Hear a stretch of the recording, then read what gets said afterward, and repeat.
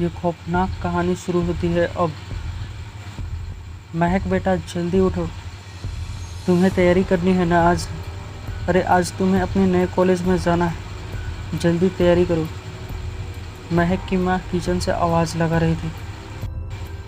महक एक बहुत ही होशियार लड़की थी।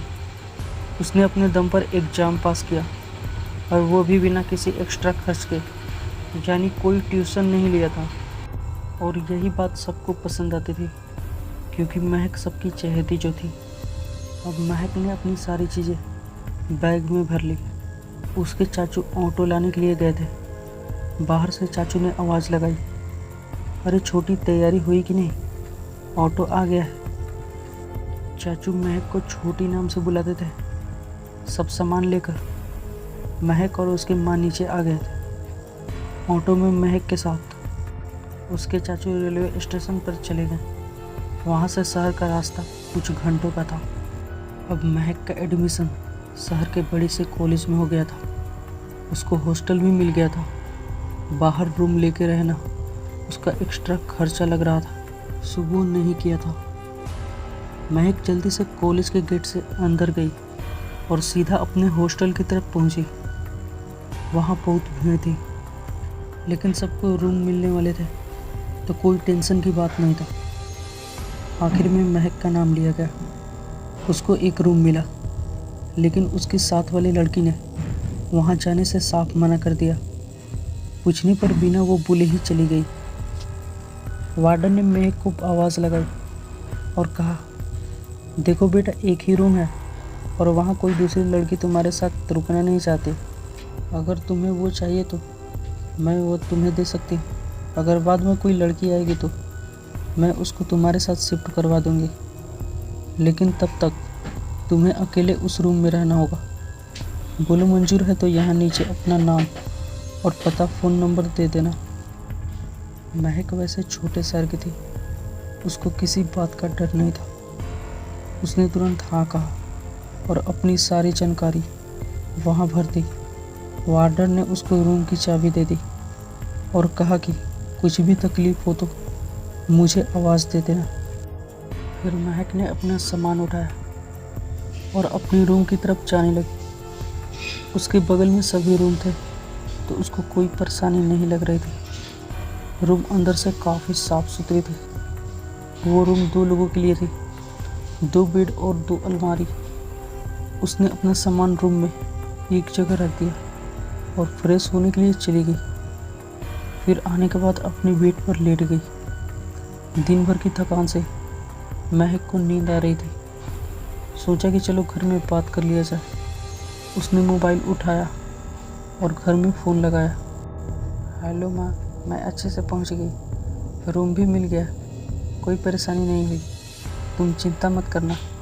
ऐसे बोल के महक ने फ़ोन रख दिया। अब वो थोड़ी देर सोना चाहती थी। नींद में उसको पता ही नहीं चला कि रात के 8 बज गए हैं। वार्डन ने बताया कि खाने का समय रात को 7 से 9 बजे तक ही है। वो जल्दी से तैयार होकर नीचे चली गई और सभी लड़कियां अपने रूम में चली गई। महक की कोई दोस्त बनी नहीं थी, तो वो अपने रूम में चली गई। सुबह महक को कॉलेज जाना था, इसलिए उसने मोबाइल में 8 बजे का अलार्म लगाया और वो सो गई। अब सुबह के 10 बज चुके थे। अलार्म होने वाला था, लेकिन वो बजा ही नहीं। एक अजीब सी हलचल हो रही थी उसके रूम में, जैसे किसी की मौजूदगी हो। और वहाँ इन सब से अनजान महक अभी भी सो रही थी। सभी लड़कियाँ कॉलेज चली गई थी। वार्डन ने हॉस्टल में एक राउंड मारा, देखा कि महक का दरवाज़ा अंदर से बंद है। उसने बाहर से आवाज़ लगाई, कॉलेज नहीं जाना है क्या? यहाँ सोने के लिए आई हो क्या? आवाज़ सुनते महक की आँख खुल गई। उसने दरवाज़ा खोला। मैडम अभी उठने ही वाली थी, अभी तो 8 बजने का है ना, महक ने जवाब दिया। वार्डन जरा हंसकर बोली, बेटा जरा अपनी घड़ी देखना तो, कितने बजे हैं? महक ने अपना मोबाइल उठाया और देखा कि 10 बज चुके थे। महक को कुछ भी समझ नहीं आया। वार्डन वहाँ से चली गई और महक अपना मोबाइल चेक करने लगी। आखिर अलार्म बजा क्यों नहीं? मैं इतनी देर तक कैसे सो रही थी? यही सवाल को सोचते वो कॉलेज गई। वहाँ जाकर उसकी क्लास में काफ़ी लोगों से जान पहचान हुई। कुछ तो उसके शहर से थे, जो कि अलग अलग जगह पर रहते थे। महक को थोड़ा अच्छा लगा। वो सब ये बातें करके उन्हीं के साथ उन्हीं के रूम पर चली गई। वो सब लड़कियाँ उसकी पुरानी कॉलेज की दोस्त निकली, इसलिए वो उन्हीं के रूम पर रुक गई। वैसे वार्डन मैडम को महक ने कॉल करके बता दिया था कि रूम पे खूब मस्ती करने के बाद अपने दोस्तों के साथ महक दूसरे दिन कॉलेज चली गई। वहाँ से सीधा महक हॉस्टल पर दोपहर को पहुँची, खाना खाया और पढ़ाई करने की तैयारी करने लगी। एकदम से महक को याद आया कि वो घर से पेन लाना भूल गई थी और अब उसके पास कोई पेन नहीं था। वो अपने रूम का दरवाज़ा थोड़ा सा सटा के नीचे कॉर्नर की दुकान पर चली गई। वहाँ जाकर उसने अपने लिए कुछ खाने का सामान खरीद लिया, जैसे चिप्स पैकेट्स और चॉकलेट। वो वहाँ से सीधा रूम पर चली गई, लेकिन रूम का दरवाज़ा खुला हुआ था। उसने ज़्यादा ध्यान नहीं दिया और पढ़ाई करने लगी। शाम का खाना खाने के बाद भी वो काफ़ी देर तक पढ़ रही थी। फिर नींद आई और वो सोने की तैयारी करने लगी। कुछ आधी रात में उसने करवट बदली होगी और जैसे ही उसकी आँख खुली वैसे उसके मुंह से चीख निकली। वो बहुत डर गई थी। उसके सामने वाले बेड पे किसी लड़की को सोते हुए देखा था और वो उसकी तरफ ही देख रही थी। महक जोर से चिल्लाने लगी। वार्डन ने जैसे आवाज़ सुनी वो भी दौड़कर ऊपर आई। साथ में बगल वाले रूम की लड़कियां भी खड़ी थी।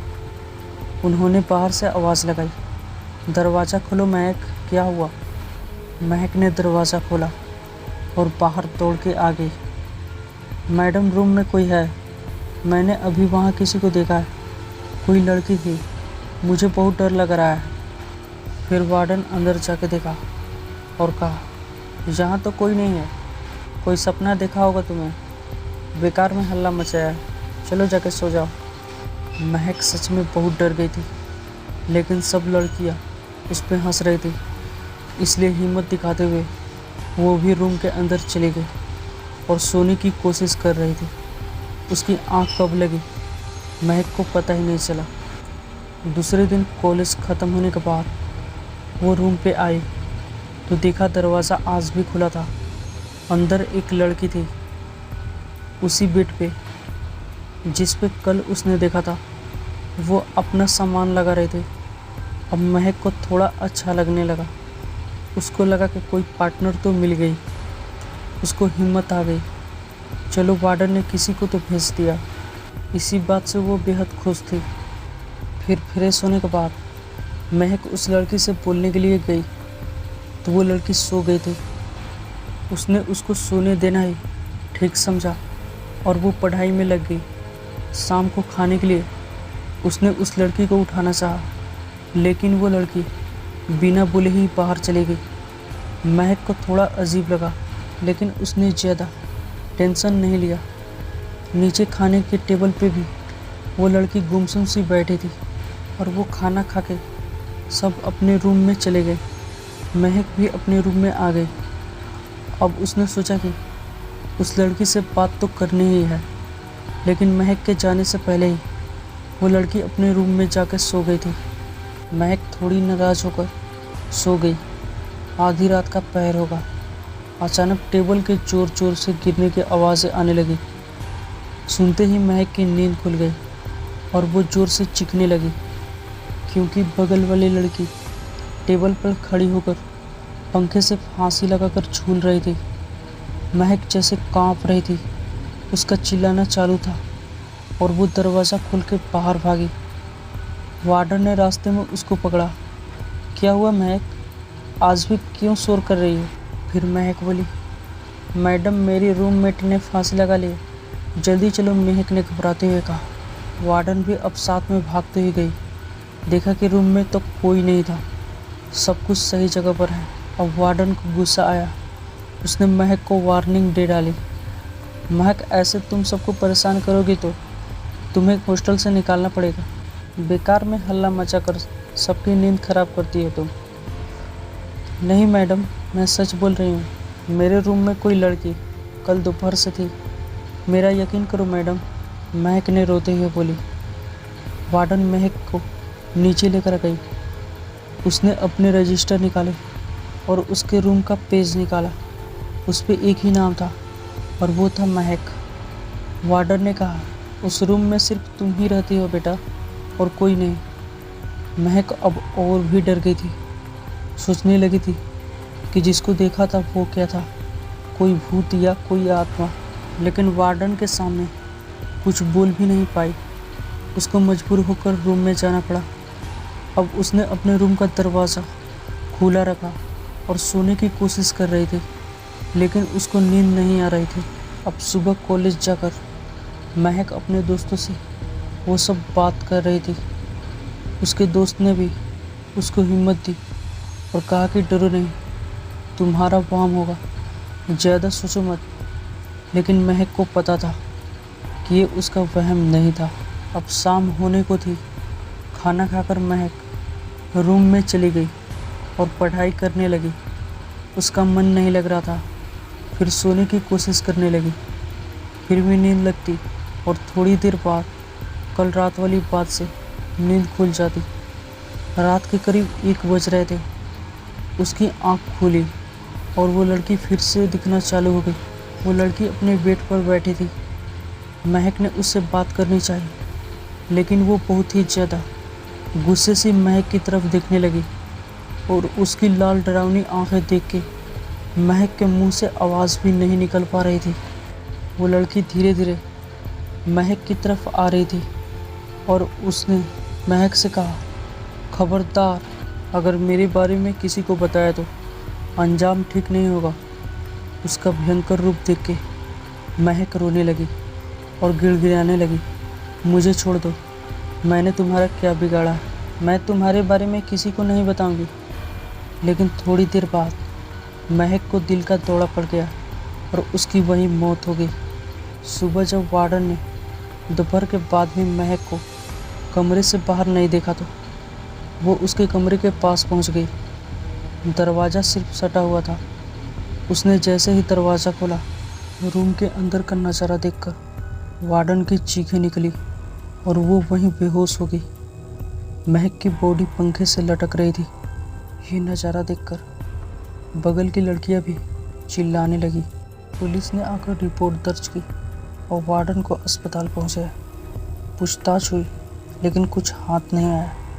इतनी होशियार लड़की आखिर आत्महत्या कैसे कर सकती है? यही सवाल सबको परेशान कर रहा था।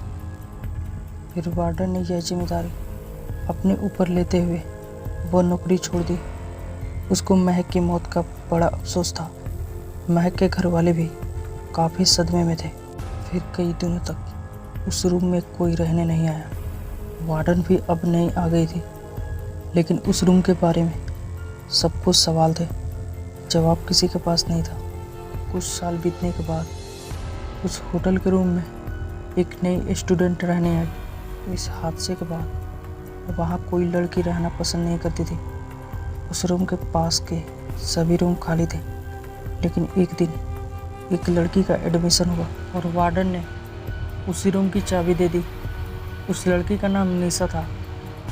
रूम देख के वो लड़की बेहद खुश हो गई। अपना सामान रखकर वो लड़की बाहर घूमकर आई तो देखा कि उसके पास वाले बेड पर कोई लड़की सो रही थी। फिर उसने हाथ लगाकर उठाने की कोशिश की और पूछा, कौन हो तुम? कौन सी क्लास में हो? क्या नाम है तुम्हारा? उसने जवाब दिया, महक।